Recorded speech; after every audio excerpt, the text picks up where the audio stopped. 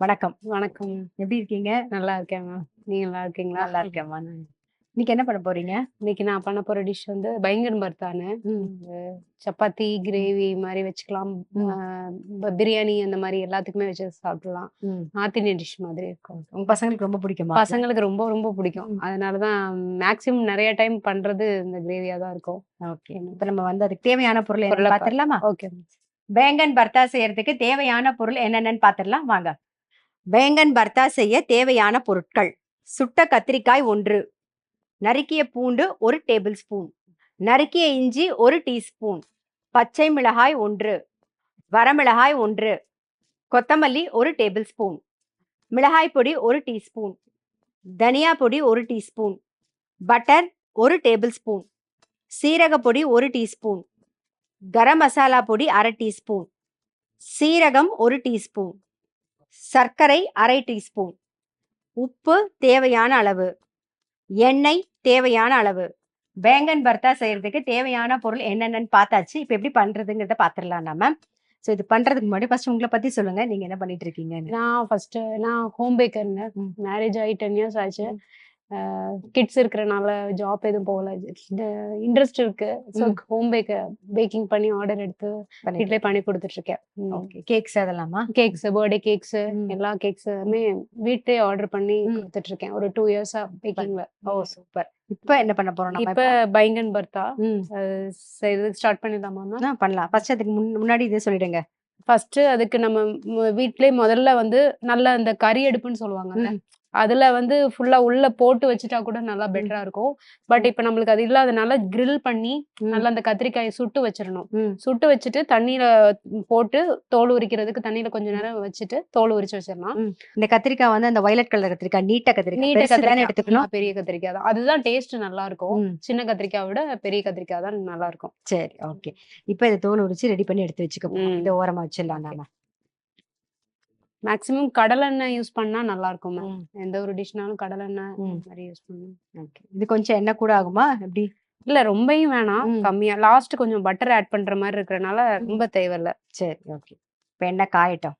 நீங்க சொல்லுங்க, உங்களுக்கு சமையல்ல எப்ப இன்ட்ரெஸ்ட் வந்தது? சமையல் கல்யாணத்துக்கு முன்னாலலாம் சமைச்சதே கிடையாது. அதுக்கப்புறம் கல்யாணத்துக்கு அப்புறம் ஒன்னொன்னும் தெரிஞ்சுக்கணும்னு ஆர்வம் நிறைய இருந்திருக்கு. அவருக்கு சாப்பிட பிடிச்சது அதேதான். அவரு நல்லா சாப்பிடுவாரு. கொஞ்சம் விருப்பப்பட்டு சாப்பிடுறதுனால அடுத்தடுத்து என்னென்ன சாப்பிட ஒன்னொன்னு செய்யும் போது எல்லாரும் நல்லா இருக்குன்னு வேற சொல்லலாம். அடுத்தடுத்து நம்ம பண்ணணுங்கிற ஒரு இன்ட்ரெஸ்டும் ஜாஸ்தி ஆயிடுச்சு.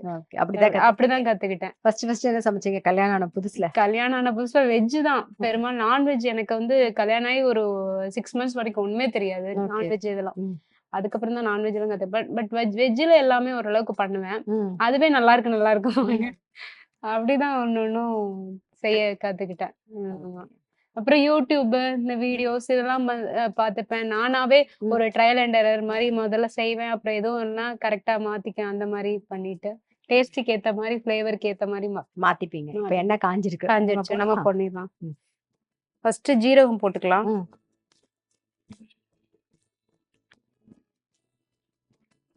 லைட்டா எதையுமே ரொம்ப பொரிக்க வேணாம், கருகிடக்கூடாது. சரி.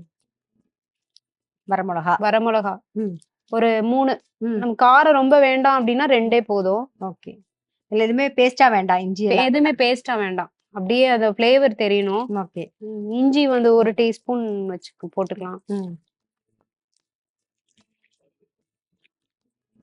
எதுவுமே கருகிடக்கூடாது. ஓகே. அது நல்லா கரெக்டா இருக்கணும். கருகினா டேஸ்ட் மாறிடும். நம்ம எந்த ஒரு இதுவும் கரெக்டா இல்லைன்னா அந்த கத்திரிக்காயோட ஃபிளேவர் இதுல தெரியாது. இப்போ இஞ்சி வதங்கிட்டா? பூண்டு 1 டீஸ்பூன். ஒரு 8 to 10 பல் வரைக்கும் நல்ல பொடிசா எல்லாத்தையுமே பொடியா கட் பண்ணிக்கிறது. பூண்டு கொஞ்சம் கூட போடுறோம். இஞ்சி கம்மியா போடுறோம். நீங்க சமைச்சதுலயே உங்க வீட்டுல அவருக்கு என்ன ரொம்ப பிடிச்சது? அவங்களுக்கு பிரியாணி ரொம்ப பிடிக்கும். எல்லா பிரியாணியுமே விரும்பி சாப்பிடுவாங்க. Okay, okay. பசங்களுக்குமே அப்படிதான். எல்லா டிஷ்ஷுமே பிடிக்கும். நல்ல ஸ்பெஷல். ஆமா. நான் எல்லா பிரியாணியும் பிடிக்கும். தென் சப்பாத்திக்கு என்ன கிரேவி வச்சாலும் பிடிக்கும். எல்லாமே. அது இந்த டிஷ்ஷுன்னு சொன்னோன்னே என் பையனே சொன்னான். அவனுக்கு ரொம்ப பிடிக்கும். அவனுக்கு ரொம்ப ரொம்ப பிடிக்கும். சரி, சரி. பூண்டு எப்படி நல்ல ரோஸ்ட் ரொம்ப ஆகுமா? ஃப்ரை ஆக வேண்டாம். எல்லாமே கொஞ்சம் லைட்டா இது பண்ணா போதும். வெங்காயம். ஒரே ஒரு வெங்காயமா? ஒரு வெங்காயம், ஒரு சின்ன சைஸா இருந்தா 2 கூட வச்சுக்கலாம். வெங்காயம் எந்த அளவுக்கு வதங்கணும்? ரொம்ப இந்த கண்ணாடி மாதிரி குக் ஆனா போதும். ப்ரௌனிஷா அந்த மாரிலாம் ஆக வேண்டாம். லைட்டா கண்ணாடி பதம் வந்ததுன்னா ஓகே. போதும். இப்ப தக்காளி சேர்க்க போறோம். தக்காளி. தக்காளி எவ்வளவு தக்காளி? இது 2 தக்காளி போதும். இதுல 3 இருக்கு. சாதாரணமா கிரேவினா ஒரு வெங்காயம் 2 2 தக்காளி தக்காளி எப்படிலாம் இருக்கும்? தக்காளி 2. மீடியம் சைஸ் எல்லாமே. ஆமா. கொஞ்சம் உப்பு போட்டா சீக்கிரம் வதங்கும். கொஞ்சம் உப்பு போட்டுக்கலாம். தக்காளி வந்து நல்லா மேஷ் ஆகணுமா? ஆமா, கொஞ்சம் நல்லா வதங்கணும். அப்பதான் மசாலாவோடையும் சீக்கிரம் சேரும். சரி சரி. நீங்க வந்து பேக்கிங்லாம் பண்ணேன்னு சொன்னீங்களா? அதுக்காக கிளாஸ் போய் கத்துக்கிட்டீங்களா எப்படி? ஆமா, ஃபர்ஸ்ட் இந்த கொரோனா பீரியட்ல பையனோட பர்த்டே வந்துச்சு. பிறந்த நாள் வந்திருக்கும் போது வெளியில பேக்கரி ஷாப்லாம் இல்ல. அதனால வீட்லயே செஞ்சேன். அது கொஞ்சம் நல்லா வந்தது. கிட்டத்தட்ட டேஸ்ட் எல்லாமே நல்லா இருந்தது. சோ உனக்கு இன்ட்ரெஸ்ட் இருக்குல்ல, பண்ணு அப்படின்னு சொல்லிட்டு இவங்க ஹஸ்பண்ட் வந்து பேக்கிங் கிளாஸ் சேர்த்து விட்டாங்க. அதுக்கப்புறம் கத்துக்கிட்டேன். அப்புறம் ஆர்டர் எடுத்து. ஆமா, வெரி குட், சூப்பர். மசாலா எல்லாமே சேர்த்துடலாம். தக்காளி கொஞ்சம் வதங்கி இருக்கு இல்லையா? தக்காளி கொஞ்சம் வதங்கி இருக்கு. பச்சை மிளகா சேர்த்துக்கிறேன். நம்ம வந்து ஆல்ரெடி வரமிளகாவும் சேர்த்திருக்கோம். பச்சை மிளகாயும் சேர்க்கிறோம். காரம் வேணாம். அதனால அது 2 இது 2 அந்த மாதிரி போடும். ஏன்னா மசாலாவும் நம்ம இப்ப போடுற மாதிரி இருக்கும். அதனால அது 2 இது 2 போடும். உங்களுக்கு காரம் வேணும்னா கூட 3 அந்த மாதிரி போட்டுக்கலாம். ஓகே, எவ்வளவு வேணுமோ அந்த அளவுக்கு தகுந்த மாதிரி போட்டுக்கலாம். வரமிளகா பொடி. ஓகே. இப்ப மஞ்சள் பொடி சேர்த்துக்கலாமா? ஆமா.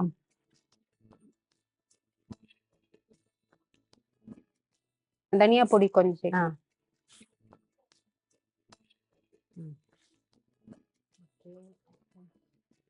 அது கொஞ்சம் வதங்கினதுக்கு அப்புறமா கரம் மசாலா. வேற என்ன போட போறோம்? சீரக பொடி. சீரக பொடி ரொம்ப வேணாம், கொஞ்சம் கம்மியாவே போதும். இன்னும் கொஞ்சம் தண்ணி விட்டு அது பிடிச்சிடக்கூடாது. நம்மளுக்கு நல்லா அந்த மசாலா ஸ்மெல் இல்லாத மாதிரி. அப்ப நம்மளுக்கு நல்ல மசாலா கொதிச்சிருக்குன்னா அந்த ஓரத்துல உள்ளதெல்லாம் எண்ணெய் பிரிஞ்சு வரும்ல, அந்த மேல நல்லா கொதிக்க விட்டுறலாம். ஓகே. இது நல்லா கொதிக்கட்டுமா? கொதிக்கட்டும். 5 மினிட்ஸ் நல்லா கொதிக்கட்டும். இப்ப நல்லா வதங்கிடுது இல்லையா? அடுத்து என்ன பண்ண போறோம்? இப்ப சுட்ட கத்திரிக்காய தண்ணியில போட்டு தோல் உரிச்சு வச்சிருக்கோம். அந்த தோல் உரிச்சு வச்ச அந்த கத்திரிக்காய நம்ம நல்லா மசிச்சு மத்த வச்சு கூட மசிச்சுக்கலாம். இல்ல மிக்சியில கூட ஒரு அடி அடிச்சுக்கலாம். இப்ப மத்த வச்சு மசிக்கலாம்.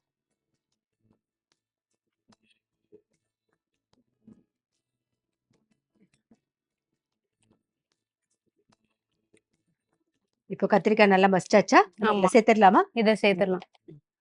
நல்லா அந்த மாதிரி நல்லாவே மசிச்சிடணும். அது இந்த கிரேவியோட அப்படியே ஆமா, கண்டிப்பா. ரொம்ப வேக வைக்க தேவையில்லை. ஆல்ரெடி நம்ம இதுல நல்லா கத்திரிக்காய் சுட்டு வச்சாச்சு. அதனால ரொம்ப நேரம் வேக வேணாம்.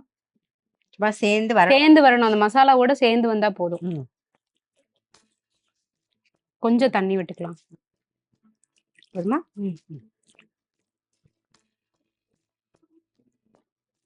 இதுக்கப்புறம் என்ன ஆட் பண்ண போறோம்? இதுக்கப்புறம் லாஸ்டா கொஞ்சோண்டு சர்க்கரை மட்டும் ஆட் பண்ணிட்டு கொத்தமல்லி போட்டு ஆஃப் பண்ணிடலாம். ஓகே. அப்புறம் வெண்ணெய் வந்து நம்ம கடைசியா ஃபைனலா அடுப்பை ஆஃப் பண்ணிட்டு அந்த வெண்ணெயை போட்டுட்டு மூடி வச்சுட்டா போதும். அதுவே உருகி சேர்ந்துரும். கரெக்டா சர்வ் பண்ணும்போது நம்மளுக்கு நல்லா இருக்கும். நல்லா கொஞ்சம் ஓரளவுக்கு நல்லா சேர்ந்துருச்சு. கொஞ்சம் பிளெண்ட் ஆகுறதுக்கு கொஞ்சம் தண்ணி சேர்த்துக்கலாம். போதுமா? போதும். கொஞ்சம் கூட்டி வச்சிருங்க. கிரேவி மாதிரி வேணும் அப்படின்னா, நமக்கு செமி கிரேவியா வேணும்னா இன்னும் கொஞ்சம் தண்ணி விட்டு அந்த மாதிரி பண்ணிக்கலாம். தொக்கு மாதிரி வேணும்னா கொஞ்சம் தண்ணி இல்லாம கூட பண்ணிக்கலாம். ஓகே. இப்போ ரொம்ப சர்க்கரை வேணாம், ஜஸ்ட் 1 டீஸ்பூன் மட்டும் சர்க்கரை. ஓகே. அந்த தக்காளியோட புளிப்பெல்லாம் சேர்க்கறதுக்கு. ஆமா, ஒரு கிளேஸும் கிடைக்கும் அந்த கிரேவிக்கு.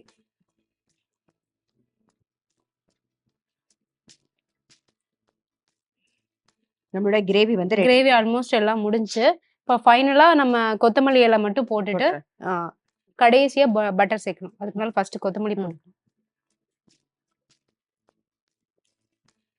அந்த சூட்லயே அதே ஆமா போட்டா போதும். அந்த சூட்லயே அது உருகிடும். ஓகேவா? சப்பாத்திக்கு, பூரிக்கு, பிரியாணிக்குலாம் ரொம்ப நல்லா இருக்கும். ரொம்ப டேஸ்டா இருக்கும். கத்திரிக்காய்லாம் சாப்பிட மாட்டேன்னு சொல்ற பசங்க கூட சாப்பிடுவாங்க. கத்திரிக்காய் பொரியல் அவாய்ட் பண்றவங்க எல்லாம் இந்த மாதிரி கொடுத்துட்டா தெரியாதுல, அதுல டேஸ்ட் தெரியாது. இப்ப சர்வ் பண்ணலாமா? சர்வ் பண்ணலாம்.